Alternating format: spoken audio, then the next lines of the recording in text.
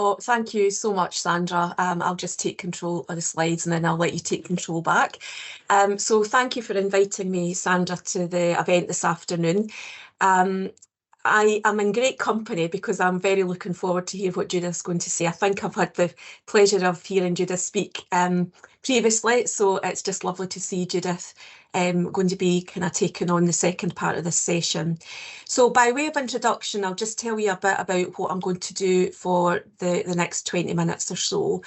I'm going to tell you a bit about the professional development and knowledge team at Macmillan Cancer Support, a little bit about our offer, which really is around about the Macmillan Learning and Development Hub, and then spend a bit more time talking about the Macmillan Enhanced Palliative and End-of-Life Care Toolkit. Apologies in advance because I'm conscious that some of the people on the call today will be aware of our toolkit, but it's really just to give me a chance to promote it amongst other professionals that might not be as familiar with our offer. So I'm just going to move to the next slide. So this is the toolkit as it stands just now. However, I would just like to caveat that we have had a recent addition to the toolkit and the slides haven't yet been updated. But really what our professional development and knowledge workstream reflects the Macmillan's organisational priorities, and one of these is palliative and end-of-life care. We've already established an essential e-learning palliative and end-of-life care offer, and that's actually currently being revised with myself and Evelyn Patterson, one of my colleagues just now. But we were really acutely aware that we didn't have something that sat at that more enhanced level offer. So really what this toolkit is trying to achieve is to help upskill, promote confidence, knowledge, experience in professionals that have some understanding of generalist palliative care but want to improve their knowledge and skills. The other thing just to say is that our offer extends to all health and care professionals. It's not just necessarily targeted at Macmillan professionals, and I think maybe in the past that's been a bit of a misconception that our toolkit or indeed the offer that we provide is just purely for Macmillan professionals. So really maybe one of the other key messages just to get across today is that it is open to everyone. And once I've finished the presentation, I'll pop a link in the chat that just allows professionals who haven't maybe already signed up for the Learning Hub, they can access the web page where the sign-in details and actually a short video about the Learning Hub sits as well. So another few things about the toolkit. It's been chunked up very much with the learner in mind, because we know that in our professional practice that we can all be extremely busy. And we wanted to make sure that the components of the toolkit were chunked up, that maybe it might well be as a learner that you could dip in maybe for 10 or 15 minutes for a particular section and then dip back out, because we are conscious that not everyone has maybe hours and hours on end to actually spend working through traditional e-learning modules. So when we think about the components of the toolkit, we start off looking at the pain management and palliative and end-of-life care, and that was the first real component that we wanted to look at, because we know that pain management is something that's not done very well for people end of life. Then we looked at the common palliative and end-of-life care symptoms, and within that we've picked, you know, the 4 or 5 key symptoms that are predominant in people with palliative and end-of-life care needs. We've also got an e-learning module on palliative care emergencies, and we've signposted also to other communication and palliative and end-of-life care within the learning offer that we have. And finally, we have our person-centred care at end of life, which is on this slide, but we actually have introduced a pain and suffering module that was done in collaboration with 2 academics at the University of Glasgow. So that's a new addition to the toolkit. So who's the toolkit for? As I've said earlier, we're really trying to target professionals and the wider cancer workforce who do have a working knowledge of palliative and end-of-life care, and they want to extend and enhance their skills and knowledge. So it really is at that enhanced level. And I would also say that, you know, maybe as a new palliative care nurse specialist, or that, you know, you are in the kind of field of palliative care and want a refresher, I would say that this also would be appropriate and relevant for you too. So we do have quite a variety of topics and bite-sized learning, and I'm going to give you a bit of a tour of the toolkit just shortly. And hopefully there would be something there for everyone. What we've tried to make sure is that we've steered away from the traditional e-learning way, and there's lots of different interactive and engaging elements within the toolkit to help stimulate us as learners. So there's videos, there's interviews, there's interactive components, and as I say, I will show you that just shortly. So the toolkit is housed within our palliative and end-of-life care community within the Macmillan Hub. And as I said, I will pop a link in the chat to the hub where you can sign up for free. And it would take maybe 1 or 2 days for you to get the sign-up information back. But there is also lots of other lovely, interesting resources within the Learning Hub as well that are not just relating to cancer and palliative care. I'm aware that we are, I'm speaking to a primary care audience this afternoon, so we do also have a primary care community too that you might be interested to know more about. So I'm going to just stop there and pause for breath because being Scottish, I like to talk quite fast. And I'm also conscious that maybe people have some questions at this point before I actually show you a bit of the Learning Hub and the Enhanced Palliative and End-of-Life Care Toolkit.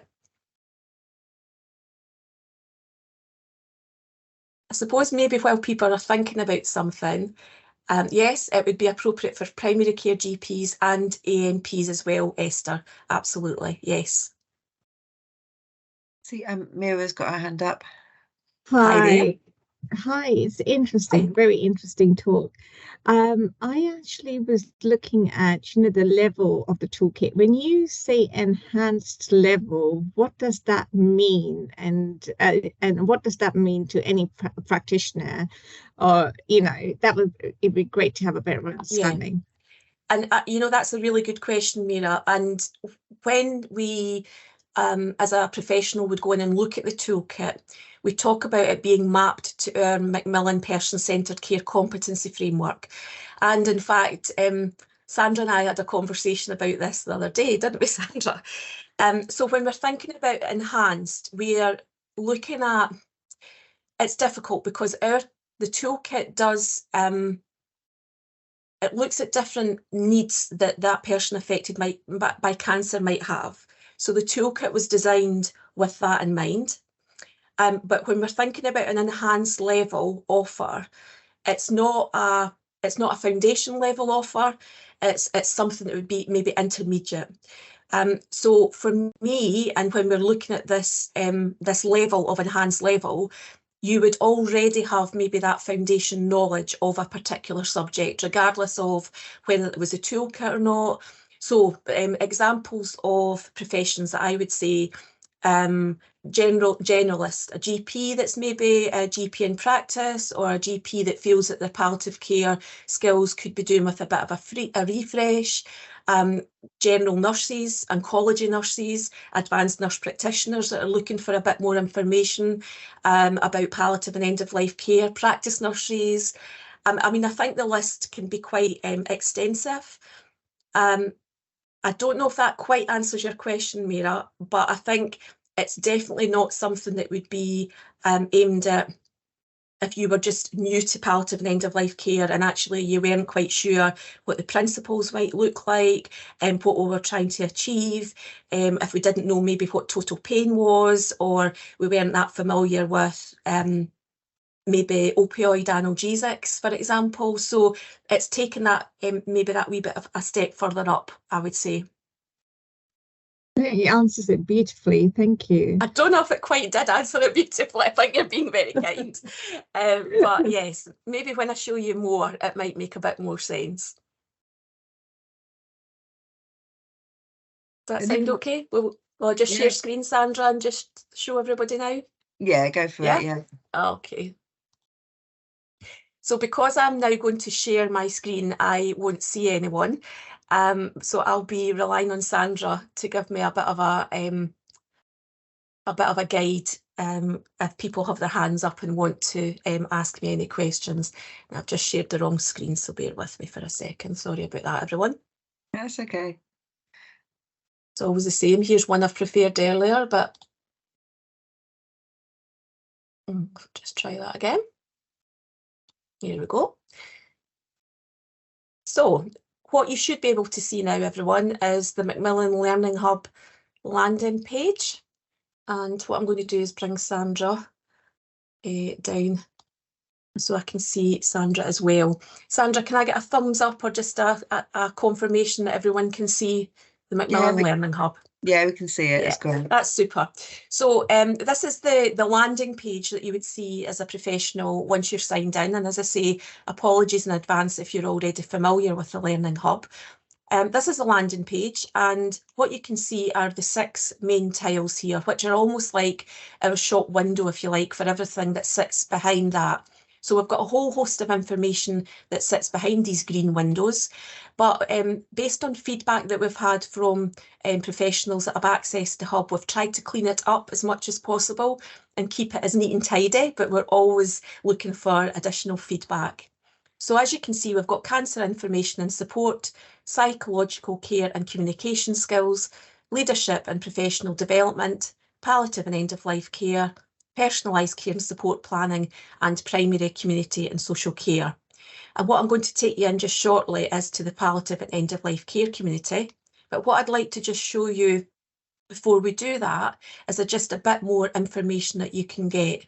So there's a help and support page. You can look at the different communities that are in the hub. You can book an event. The one thing that I would like to also point out today is that whilst we have an e-learning offer, we also offer virtual classrooms and we have webinars too. So that's something, again, that's open to all professionals. So events might be Sage and Time, communication skills training. We also have a personalised care community of practice. So there's lots of different events that you might be interested in attending, but you can click on book an event and it can kind of let you know all the types of things that we have on offer. It also tells you any new content. So if you're somebody that's quite familiar with the hub and you want to come back in and just see what's a new addition, you can look at the new content here. And then any upcoming events that might well be as a webinar or as a virtual classroom, that would appear there too. The prospectus is there to download and the professional promise is there. That's actually for Macmillan professionals. There's no harm in you looking at it if you're not a Macmillan professional. But as I say, nothing's closed down to non-Macmillan professionals, for want of a better word. So what I'm going to do is just take you into the palliative and end-of-life care community in the first instance. So this is what you would see when you open up this page. And we have a banner that scrolls across the top, and we've just recently had the last in our expert webinar series of the year, and it was around Conversations Matter, your role in advanced care planning.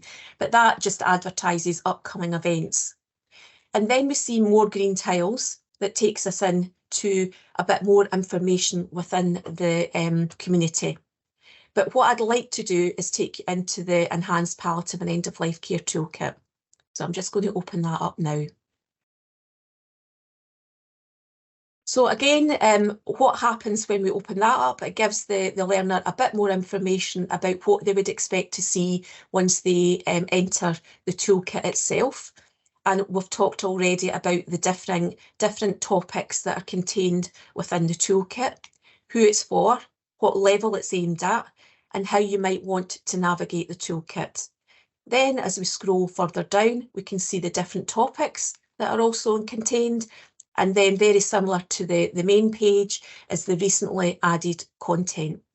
We also have a space for anybody that wants to share any feedback or pop any comments and a join the conversation element. And then there's an opportunity for you to provide feedback, which is absolutely always welcome. So I'm going to take you into the pain management section. And I'm just going to close that down. That's not what I wanted to take you into. Here it is. Excuse me, sorry.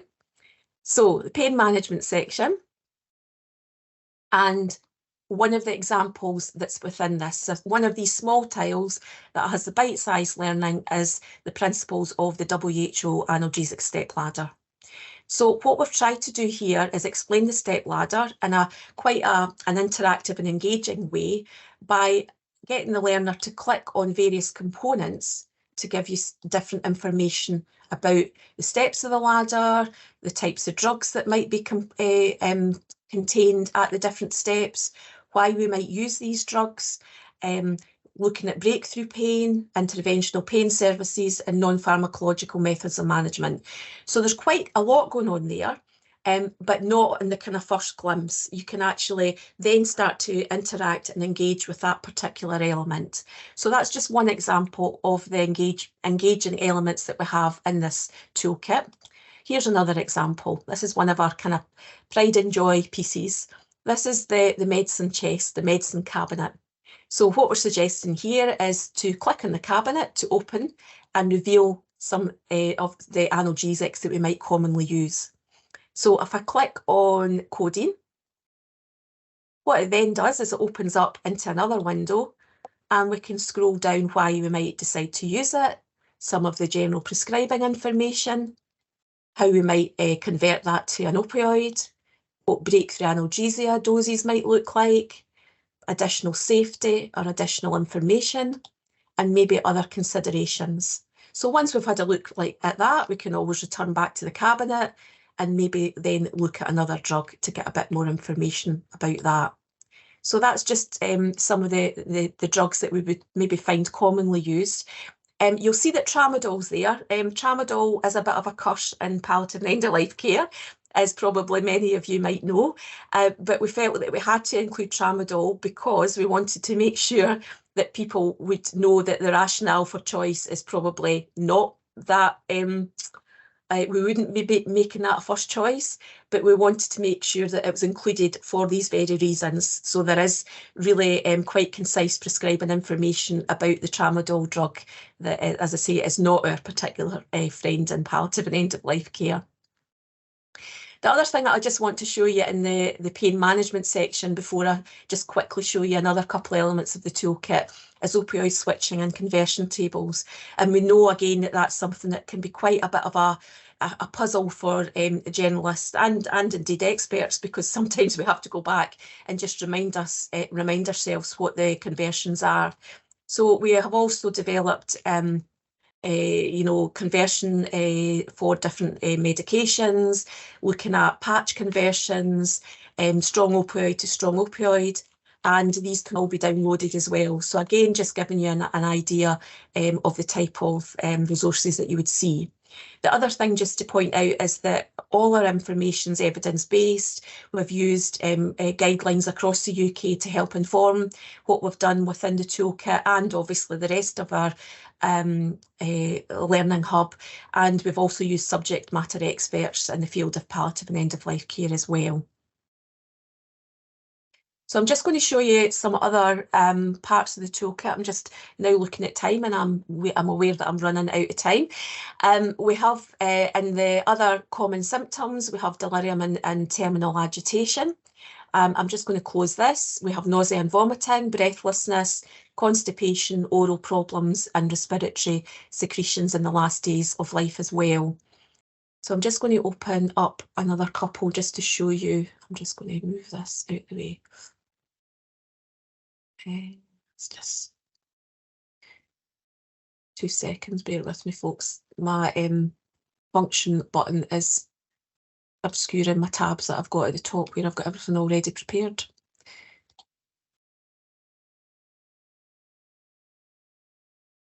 Sorry folks, I'm just seeing how I can move this out of the way and it's not letting me do it.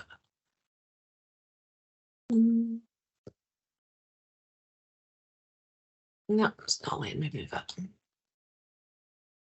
Right, what I'm going to do is just move to this. So this is just to give you examples really anyway. One of the other components that we have within the toolkit is person-centred care at end of life.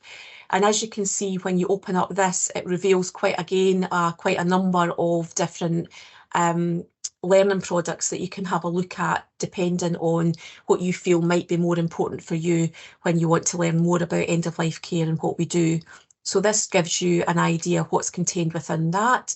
And we've based it around different goals, so you can have a look and see there might be particular elements that you want to look at in a bit more detail. So the one that I just want to show you, again, here's one I've prepared earlier.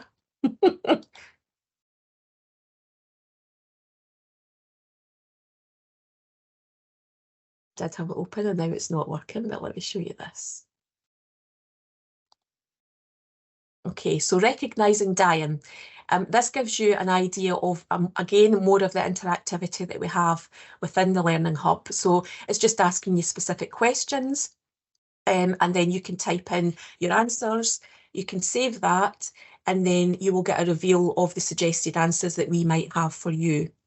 As you scroll down as well, we've created a video and it's an animation and it talks through the changes that a person may experience in the last months to hours of life as well. And then there's a bit of a summary at the bottom. So again, just a bit more of an example of the interactivity that we would have. So conscious of time, I'm going to take you back to the main landing page and look at the primary care and social care community. And when we go in and have a look at that, it tells you a wee bit about the primary care community and what you might see within there. Now, just to answer a question that came in the chat earlier on about the different roles. So we actually have divided the primary care community into different areas. So actually, depending on what your role is, you might want to go in and have a look at something that says advanced nurse practitioner or paramedic, and you can go in and it gives you an idea of the e-learning modules or webinars or indeed lesson plans and courses that might be more relevant to your role or skill set. So I think that just answers nicely the question that was posed in the chat box earlier on. So I'm going to stop sharing because I'm aware that we've just about run out of time and I want to make sure that if anybody has any additional questions that you want to ask. I'm very conscious that there's been a bit of a whistle-stop tour of what we've got, but I really just wanted to try and give you a bit of a taster of what you might find when you actually come into the Macmillan Learning Hub if you haven't already signed up for it. So I'm just going to stop sharing, and I'm sorry I just wasn't able to show you the bit that I've saved right at the top of my tab because the share element was blocking it for me, so I don't know how I could get rid of that. So sorry about that, everyone. I see there's a question there as well, Sandra. There is. Yeah. So I was going to say, it's a question from Esther asking how long each module takes to do. Yeah. I think it's relating to the end of life care modules. Yes. So again, we've tried to make them as bite-sized as possible, Esther, but for the end of life care modules, we're probably looking at maybe half an hour, 45 minutes. But I suppose we have to caveat that because everybody learns differently, and you might want to go into things in quite a bit of detail, and you might be quite a reflective practitioner or learner. So I think it really depends, again, if you want to go into the resources, the hyperlinks that we've set up. So it really would just depend. But probably the whole module in its entirety might be maybe 2 or 3 hours, I would say. If you were talking about the end of life, the palliative care end of life one specifically. Thank you, that's really helpful. And it's nice to know that you can do bite-sized chunks. So very, very interesting. Thank you very much. Oh, you're welcome. Thanks. You've got Judith, have you still got your hand up? Oh, I was, but I figured I was going to be speaking later. But I just wanted to say, Suzanne, that was amazing. It's really informative. And also very cheekily to ask, how do we get our services put on there? I mean, it's a brilliant source of information. So we'd love to hit you up afterwards and have a conversation. Well, I'm sure Sandra might be able to organise that, Judith. We can see what we can do. We can see what we can do. Absolutely, that's what all about. It's connecting. So I'll definitely get you to connect it. Right, and then Philippa, you've got your hand up. Yeah, thanks, Suzanne. Really interesting, and just a huge amount of work has clearly gone into that. So I just think it's a really, really impressive piece of work. I've just got 2 points. One is, and this isn't just on this piece of work, but it's on other Macmillan offers. I just wondered what the kind of comms strategy is to get it out there, because it just feels really important. And there are lots of things like this that I've seen on Macmillan's website, which I think have been fantastic. And I'm just not sure it gets out sufficiently to an audience to have an impact. And I just wondered what the thinking is on that. And then my second point very quickly is thinking about diverse communities and their different ideas around end of life and around death and dying and talking to families and stuff. And I just wondered how much within this toolkit that is incorporated into kind of the challenges and the kind of things that might need to be considered when working with different communities as well. Yes, so I'll come to your first point first, Philippa, around the comms offer. So because so specifically the toolkit itself, it has been launched in stages. So we've been working on the toolkit for well over a year, and we have been wherever people would like us to talk, we have done that. So we've promoted it at our professionals conferences, we've promoted it at various conferences across the UK, UCons, our newsletters, Macmillan, you know, anybody that will listen to us to try and promote it, we will. So we have collated almost a repository of people that we've spoken to. But if you have any ideas as to how else we might be able to market this, please let me know, and I will be popping contact details in the chat. We want to spread the word. We want to, you know, we're not in competition with anybody, because we know that there's lots of wonderful resources out there, and I think there's enough for everybody. So we want to try and, you know, do what we can to offer what we've got. And we know that there are other offers out there as well, but we just want to share it. It's a free offer. Happy to do that. To your second response about the kind of thinking about diversity, that is something that's on our radar, absolutely, day in and day out in Macmillan. We're very conscious of, particularly when we're thinking about meeting the needs of someone at end of life, about cultural, spiritual, you know, all of these issues that are really, really important.